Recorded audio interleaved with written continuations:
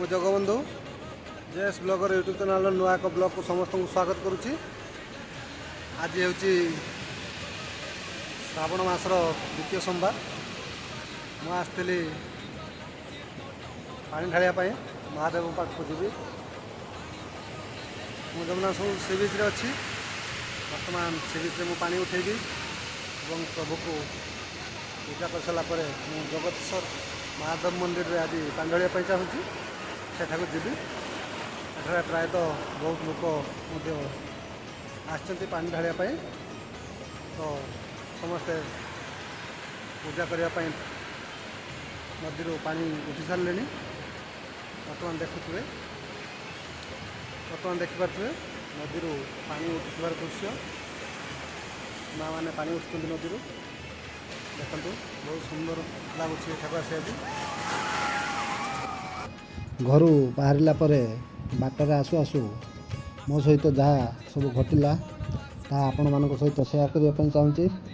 ଚାଲନ୍ତୁ ଏବେ ଦେଖିନେବା ମୁଁ ବାଟରେ ଆସିଥିଲା ବେଳେ ମୋ ସହିତ କ'ଣ ସବୁ ଘଟିଛି। ବର୍ତ୍ତମାନ ମୁଁ ବାଟରେ ଯାଉ ଯାଉ ବାବାଙ୍କର ପ୍ରିୟ ଫୁଲ ଏବେ ତୁଳୁଛି। ଯାହା ହଉ ଦୁଇ ବାବାଙ୍କର ମୋ ପ୍ରତି ଭଲ ପାଇବା ଅଛି, ଯାହା ପାଇଁକି ବାବାଙ୍କର ପ୍ରିୟ ଫୁଲ ମୁଁ ଆଜି ପାଇଲି। ବାବାଙ୍କ ପାଖରେ ଲଗେଇବି। ତ ଚାଲନ୍ତୁ ଆଗକୁ ଯିବା ଏବଂ ବ୍ଲଗ୍ ବନେଇବା। ପୁଣି ଥରେ ମୋ ଯିବା ବାଟରେ କି ବାବାଙ୍କର ପ୍ରିୟ ଫୁଲ ଧୁତୁରା ଫୁଲ ଗୋଟିଏ ଫୁଟିଛି, ଯାହାକୁ ବି ମୋ ସହିତ ନେବି ଏବଂ ବାବାଙ୍କ ପାଖରେ ଲଗେଇବି। ଏ ତ ମୋର ସୌଭାଗ୍ୟ ଆଜି ଅଛି, ଯାହା ପାଇଁକି ବାବାଙ୍କର ପ୍ରିୟ ଫୁଲ ମୋ ଆଗରେ ପଡ଼ୁଛି। ମୁଁ ସବୁ ଫୁଲକୁ ଆଜି ନେବି, ବାବାଙ୍କ ପାଖରେ ଲଗେଇବି। ଫୁଲଟିକୁ ଏବେ ନେଉଛି। ଆହୁରି ବାଟରେ ମଧ୍ୟ ବହୁତ ଫୁଲ ଫୁଟିଛି। ଘରୁ ଆସିଲା ପରେ ଏମିତି କିଛି ମୋ ସହିତ ଘଟିଥିଲା। ତ ଏବେ ଦେଖନ୍ତୁ ସମୁଦ୍ର ଭିଉ ବହୁତ ସୁନ୍ଦର ଅଛି। କେମିତି ପାଣି କୂଳକୁ ଛୁଉଁଛି। ଆସ୍ତେ ଆସ୍ତେ ବହୁତ ଲୋକ ବଢ଼ିଗଲେଣି। ଭକ୍ତମାନଙ୍କର ଭିଡ଼ ବଢ଼ିଗଲାଣି। ସବୁଆଡ଼େ ପୂଜା ଚାଲିଛି। ଏବେ ଦେଖିପାରୁଥିବେ ଗୋଟେ ଜାଗାରେ ପୂଜା ସରିଲାଣି। ସେମାନେ ଘଟ ନେଇ ବାହାରିଗଲେଣି ବାବାଙ୍କ ପାଖକୁ। ମୁଁ ବି ଆଉ ଲେଟ୍ କରିବିନି। ଚାଲନ୍ତୁ ଏବେ ପୂଜା ଆରମ୍ଭ କରିବା। ଏବେ ମୁଁ ବାବାଙ୍କୁ ସ୍ନେହର ସହିତ ପୂଜା କରିସାରିଛି। ଦେଖନ୍ତୁ ଅନ୍ୟମାନେ ବି ପୂଜା କରିସାରିଲେଣି। ମୁଁ ବି ଏବେ ପୂଜା କରିସାରିଛି। ଏବେ ମୁଁ ବାହାରିବି। ବାବା ଜଗତେଶ୍ୱର ଯେଉଁ ଜଗତପୁରରେ ଅଛନ୍ତି ସେଠିକି ମୁଁ ବାହାରିବି। ଏବେ ପ୍ରାୟତଃ ସମସ୍ତ ଭକ୍ତ ଭାଇମାନେ ଯିଏ ଯାହା ପୂଜାରେ ବ୍ୟସ୍ତ ଅଛନ୍ତି ଏବଂ ସମସ୍ତେ ମଧ୍ୟ ପୂଜା କରିସାରିଲେଣି। ଏବେ ସମସ୍ତେ ବାହାରିବେ। ବାବାଙ୍କ ପାଖରେ ମୁଁ ଧୁତୁରା ଫୁଲ ଚଢ଼େଇଲି। ନିଶ୍ଚିତ ଭାବରେ ବାବାଙ୍କର ପ୍ରିୟ ଫୁଲ। ବାବା ନିଶ୍ଚିତ ଭାବରେ ମୋର ମନ କଥା ଜାଣିପାରିବେ ଏବଂ ମୋର ସବୁ ମନସ୍କାମନା ପୂରଣ କରିବେ ବୋଲି ମୋର ଆଶା ଅଛି। ତ ଯାହା ହଉ ଏବେ ଆଉ ମୁଁ ଲେଟ୍ କରିବିନି। ଶୀଘ୍ର ବାହାରି ପଡ଼ିବି ମନ୍ଦିର ଅଭିମୁଖେ। ମୋର ସାଥୀ ଭାଇମାନେ ମଧ୍ୟ ବାହାରି ପଡ଼ିଲେନି। ଆଉ ଲେଟ୍ କରିବାନି। ଏବେ ଶୀଘ୍ର ବାହାରି ପଡ଼ିବା।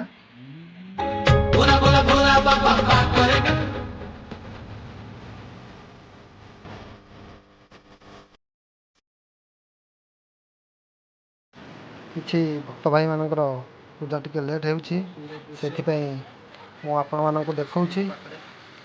ଯେତେ ଯେତେ ସମୟ ବଢ଼ୁଛି ସେତେ ଭକ୍ତମାନଙ୍କର ସଂଖ୍ୟା ବଢ଼ିବାରେ ଲାଗିଛି।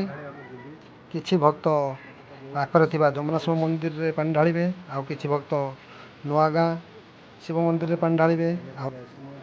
ଆଉ କେହି ଭକ୍ତ ପାଖରେ ଥିବା କାଇଁଚକୁଳିଆ ଶିବ ମନ୍ଦିରରେ ମଧ୍ୟ ପାଣି ଢାଳିବା ପାଇଁ ଯିବେ। ଯାହା ହଉ ମୋର ସାଥୀ ଭାଇମାନଙ୍କର ପୂଜା ଏବେ ଶେଷ ହୋଇଯାଇଛି। ଆମେ ଏବେ ବାହାରିବୁ। ଏବେ ମୁଁ ପଦଯାତ୍ରା ଆରମ୍ଭ କରୁଛି।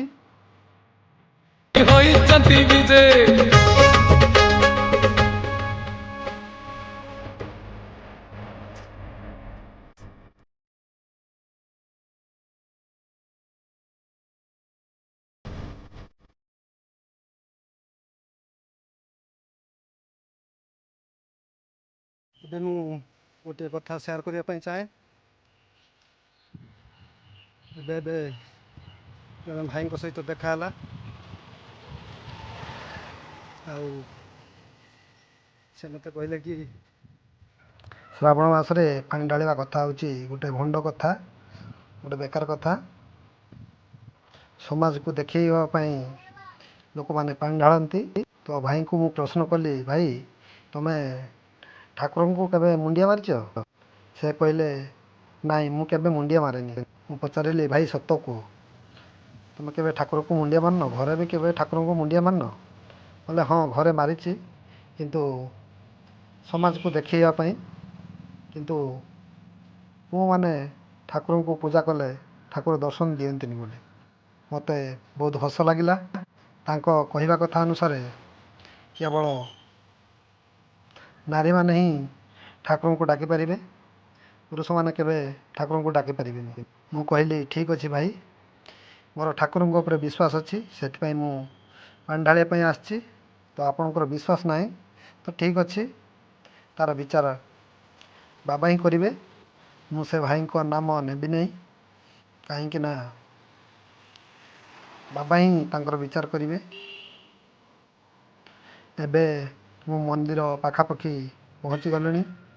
ଦେଖନ୍ତୁ ଆଗକୁ ମନ୍ଦିର ଦେଖାଯାଉଛି। ମୁଁ ଡୁଆଲ୍ କ୍ୟାମେରାରେ ଆପଣମାନଙ୍କ ସହିତ ସେୟାର କରୁଛି। ଆଗକୁ ମନ୍ଦିର ଦେଖାଯାଉଛି। ମୁଁ ମନ୍ଦିର ପାଖାପାଖି ପହଞ୍ଚି ସାରିଲିଣି। ତ ଯାହା ହଉ ଭଗବାନ ମୋତେ ଆଣି ତାଙ୍କ ପାଖରେ ପହଞ୍ଚେଇ ସାରିଲେଣି। ବାବା ଜଗତେଶ୍ୱରଙ୍କର କୃପା ଏବଂ ବାବା ରତ୍ନେଶ୍ୱରଙ୍କର କୃପା, ଯେଉଁ କୃପା କି ମୋ ଉପରେ ଅଛି, ଯାହା ପାଇଁକି ମୁଁ ଆଜି ଏଠି ଆସି ପହଞ୍ଚି ସାରିଛି। ବହୁତ ଭକ୍ତମାନଙ୍କର ଭିଡ଼ ଏଠି ଲାଗି ରହିଛି, ଦେଖିପାରୁଥିବେ। ବହୁତ ସୁନ୍ଦର ଭାବରେ ଲୋକମାନେ ଶାନ୍ତି ଶୃଙ୍ଖଳାର ସହିତ ପାଣି ଢାଳୁଛନ୍ତି। ମୁଁ ବି ଲାଇନରେ ଯାଇ ମୁଁ ଆଣିଥିବା ପାଣିରେ ବାବାଙ୍କୁ ସ୍ନାନ କରାଇବି। ବହୁତ ଖୁସି ଲାଗୁଛି। ବାବା ଜଗତେଶ୍ୱରଙ୍କର ଜୟ, ବାବା ଜଗତେଶ୍ୱରଙ୍କର ଜୟ, ବାବା ଜଗତେଶ୍ୱରଙ୍କର ଜୟ, ବାବା ରତ୍ନେଶ୍ୱରଙ୍କର ଜୟ, ବାବା ରତ୍ନେଶ୍ୱରଙ୍କର ଜୟ, ବାବା ରତ୍ନେଶ୍ୱରଙ୍କର ଜୟ। ଓଁ ନମଃ ଶିବାୟ, ଓଁ ନମଃ ଶିବାୟ, ଓଁ ନମଃ ଶିବାୟ। ଏବେ ମୁଁ ମନ୍ଦିର ଭିତରକୁ ଯିବି ଏବଂ ମନ୍ଦିର ଭିତରେ ପାଣି ଢାଳି ସାରିଲା ପରେ ବାହାରକୁ ଆସିଲା ପରେ ମନ୍ଦିରକୁ ଆପଣମାନଙ୍କୁ ନିଶ୍ଚିତ ଭାବରେ ଦେଖେଇବି ମନ୍ଦିରର ଭିୟୁ କେମିତି ଅଛି। ତ ଚାଲନ୍ତୁ ଏବେ ମନ୍ଦିର ଭିତରକୁ ଯିବା ଏବଂ ବାବାଙ୍କ ଉପରେ ପାଣି ଢାଳିବା। ଚାଲନ୍ତୁ। ମଥାରେ ପୁଣି ଶୋଭା ପାଏ ପାଣି।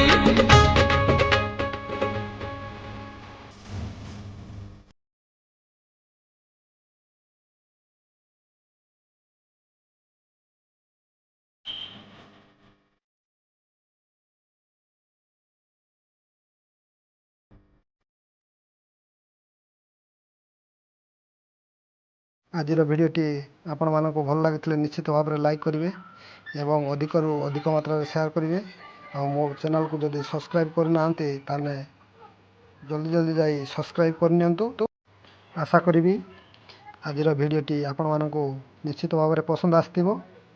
ତ ଏମିତି ନୂଆ ନୂଆ ଭିଡ଼ିଓ ତିଆରି କରିବା ପାଇଁ ଚ୍ୟାନେଲଟିକୁ ଅଧିକ ମାତ୍ରାରେ ଭଲ ପାଇବା ଦିଅନ୍ତୁ। ତ ଆଜିର ଭିଡ଼ିଓଟି ଏଇଠି ସାଙ୍ଗ କରୁଛି। ପୁଣି ଦେଖା ହେବ ନୂଆ ଏକ ଭିଡ଼ିଓରେ। ଆଜି ପାଇଁ ରହୁଛି। ଓଁ ନମଃ ଶିବାୟ, ଓଁ ନମଃ ଶିବାୟ, ଓଁ ନମଃ ଶିବାୟ। ଜୟ ଜଗନ୍ନାଥ।